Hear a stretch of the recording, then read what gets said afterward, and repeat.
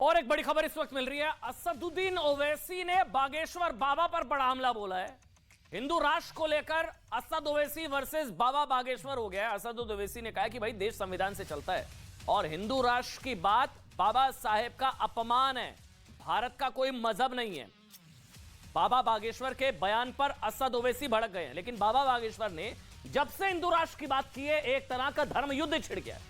इस कुरुक्षेत्र में आचार्य धीरेंद्र को आप जानते हैं लगातार आम लोगों का साथ मिल रहा है, साथ ही संत समाज राजनीतिक चेहरे भी लगातार जुड़ते जा रहे हैं।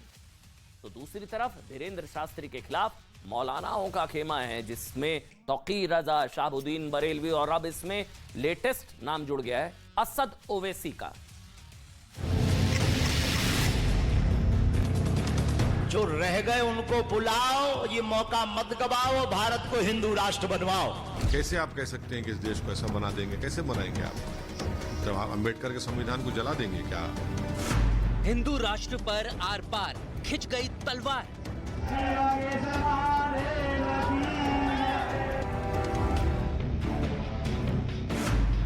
बागेश्वर धाम पर भड़क गए भाईजान। और आप ही के चाहने वाले इस तरह की बकवास कर रहे हैं। जहां देखो गांव-गांव रैलियां निकलने लगी, जहां देखो युवान बच्चे, युवान बहनें हिंदू राष्ट्र की मांग करने लगे, क्योंकि अब तक ये भारत के लोगों को अनपढ़ गवार समझते थे और भारत के संतों को पाखंडी समझते थे। अब इनके मुंह पर तमाचा घला तो इनको नानी याद आ गई अपनी अपनी, और हम तमाचा मारते रहेंगे। छतरपुर में बाबा बागेश्वर धाम में हिंदू राष्ट्र का महायज्ञ हो रहा है। चारों तरफ हिंदू राष्ट्र का जय घोष हो रहा है, भगवा की ललकार है और सनातन की पुकार है। क्या कहेंगे हिंदू राष्ट्र को लेकर जो महाराज जी द्वारा लगातार घोषणा की जा रही है? सब होगा, सब होगा। बागेश्वर सरकार के धाम में मिनी हिंदू राष्ट्र की छवि देखकर कुछ लोगों के सीने पर सांप लौट रहे हैं। खुद को मजहब का ठेकेदार मानने वाले खेमे में बाबा के शक्ति प्रदर्शन से खलबली मच गई है। आचार्य धीरेंद्र शास्त्री ने हिंदू राष्ट्र की ऐसी मशाल जलाई जिसकी आंच से सनातन विरोधी जल भुन रहे हैं। बाबा बागेश्वर के हिंदू राष्ट्र के संकल्प से पहले मौलानाओं को मिर्ची लगी थी और अब ओवैसी भाईजान तमतमा रहे हैं। कैसे आप कह सकते हैं कि इस देश को ऐसा बना देंगे? कैसे बनाएंगे आप? जब आप अंबेडकर के संविधान को जला देंगे क्या? जलाकर कोई संविधान बनाएंगे क्या? असदुद्दीन ओवैसी साहब के मुंह से जब निकलता है तो जहर निकलता है। कभी वो कायदे की बात नहीं करते। वो सच पूछिए, जिन्ना तो चले गए, जिन्ना के बारिश के रूप में कई लोग बच गए। बागेश्वर बाबा ने जहां भी हिंदू राष्ट्र की बात कही, जिस भी मंच से हिंदू राष्ट्र पर जनता का समर्थन मांगा, उनकी वाणी में सहजता, सरलता और शालीनता थी, लेकिन उनके विरोधियों की जुबान पर आग लगी हुई है। बाबा की हिंदू राष्ट्र की मांग से इन्हें अखंडता पर खतरा नजर आ रहा है, लेकिन सनातन के प्रचार से देश पर संकट दिखता है। संविधान की बात करने वाले और इसकी दुहाई देने वाले बयानवीर ओवैसी को अपने भाई के भड़काऊ बयान से कोई परेशानी नहीं। 700 साल के मुगलिया राज को अपना गौरव समझने वाले अकबरुद्दीन की जहरीली बातों से ओवैसी अनजान बनते।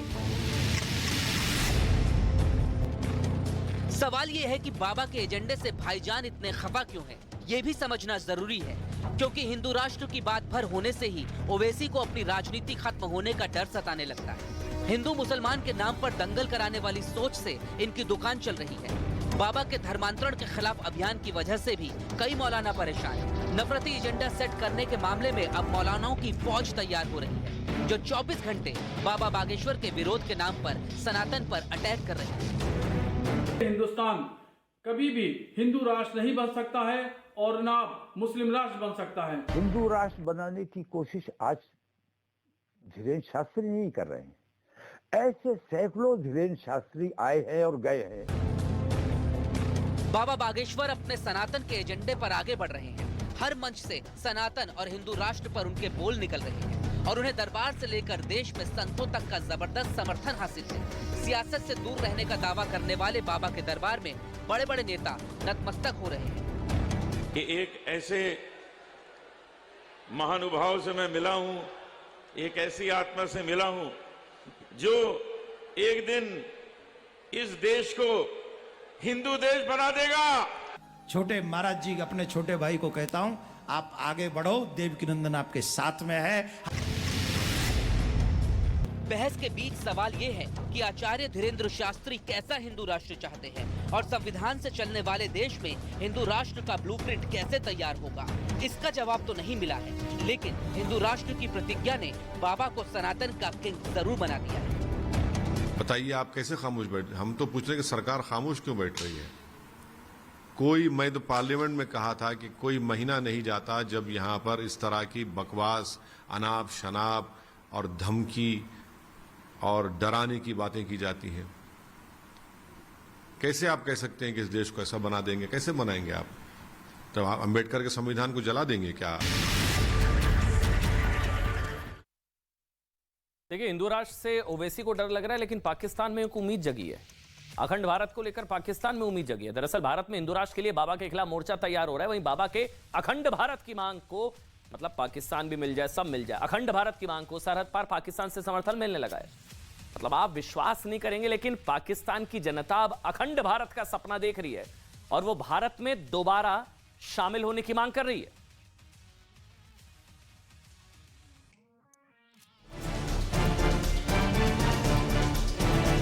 पाकिस्तान का बाबा ही सहारा। पाकिस्तान में बाबा के चर्चे हो रहे हैं। पाकिस्तान की मीडिया में बाबा बागेश्वर छाए हुए हैं। सोशल मीडिया पर बाबा ट्रेंड कर रहे हैं। सिर में तड़कन है, नस में दिक्कत बनती है, डॉक्टर ने माइग्रेन नाम दिया है। डॉक्टर ने माइग्रेन नाम दिया है। सिर पे बोझ बन जाता, कोई काम नहीं कर पाती हैं। विगत 8 साल से परेशान है। संतति योग भी बनेगा। वाह, जीवन पर्यंत हमारी बहन बनी रहेंगी जो आपने अर्जी लगाई है, और छोटी बहन बनी रहेंगी। यही अर्जी थी। मैं राखी भी लेके आई हूँ। अच्छा, राखी भी लाई है? ले आओ, उठा के लाओ राखी।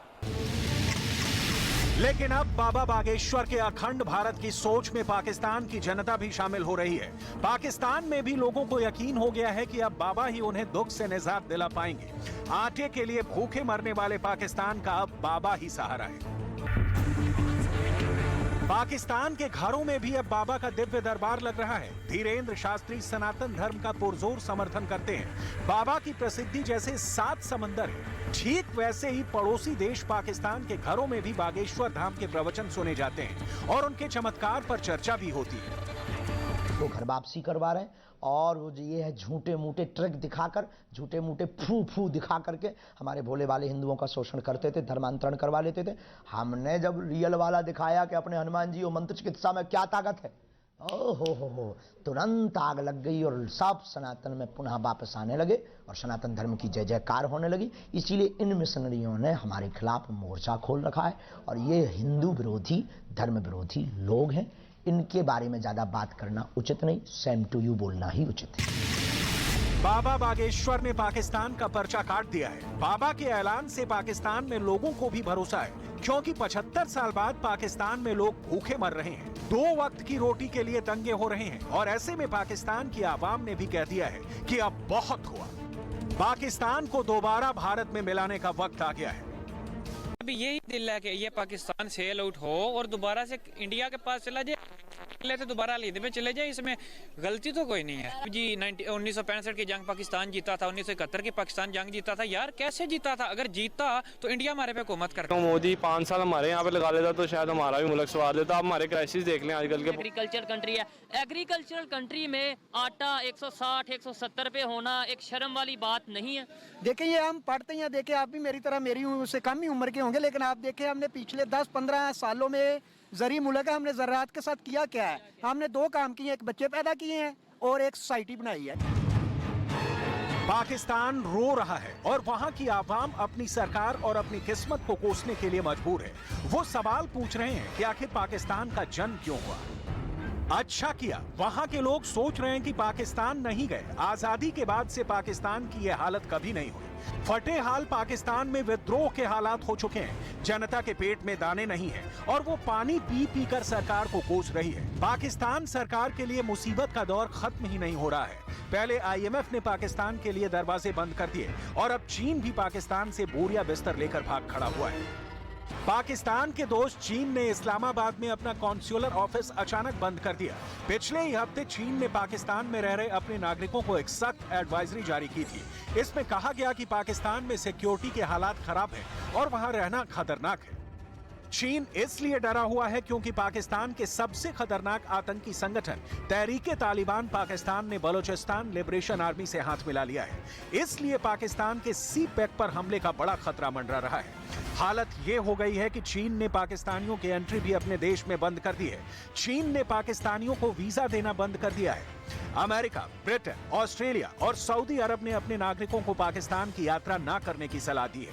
एक तरफ दुनिया के देशों ने पाकिस्तान जाना बंद कर दिया, तो दूसरी तरफ पाकिस्तान के दोस्तों ने भी उसके लिए दरवाजे पर कुंडी लगा दी है।